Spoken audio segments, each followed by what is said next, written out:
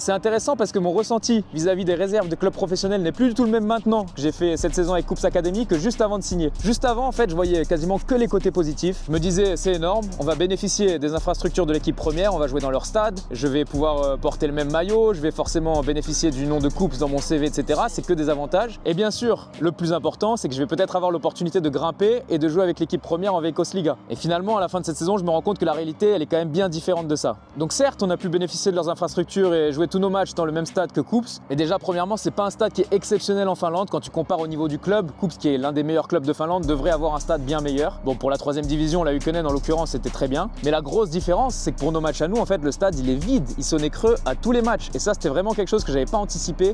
Parce que tous les clubs par lesquels j'avais pu passer jusqu'à maintenant, il y avait toujours un minimum de supporters. Même s'ils n'étaient pas nombreux, ils venaient quand même faire un petit peu de bruit. Là, tous les matchs, j'ai vraiment ressenti qu'il n'y avait aucun soutien. Donc ça, c'était assez dur à vivre en tant que joueur, de jouer dans des stades vides. Et au-delà de ça, moi qui croyais peut-être avoir la chance de titiller l'équipe première, de pouvoir partager des entraînements avec eux, bah déjà sachez que pas une seule fois dans la saison, on a pu faire une opposition contre l'équipe première, donc on les a jamais affrontés directement. Et finalement, c'était même plutôt l'inverse, des joueurs de l'équipe première qui redescendaient avec nous l'équipe réserve et qui prenaient donc forcément la place de certains d'entre nous, dont moi, certaines fois, ça m'est arrivé aussi. Tandis que dans l'autre sens, ça s'est jamais fait de toute la saison. Il n'y a pas un joueur de mon équipe, l'académie, qui est monté avec l'équipe première. En plus de ça, forcément, j'avais quand même un gros gap d'âge avec la plupart des joueurs de mon équipe. Donc j'avais quasiment 10 ans avec chacun d'entre eux. J'ai quand même réussi à créer des affinités. Vous l'avez vu, je suis devenu bien pote avec Arsène, avec 2-3 autres joueurs aussi, ça s'est très bien passé. Mais tu sens quand même au quotidien que 10 ans d'écart, ça commence à faire. Il y a une petite différence de mentalité quand même.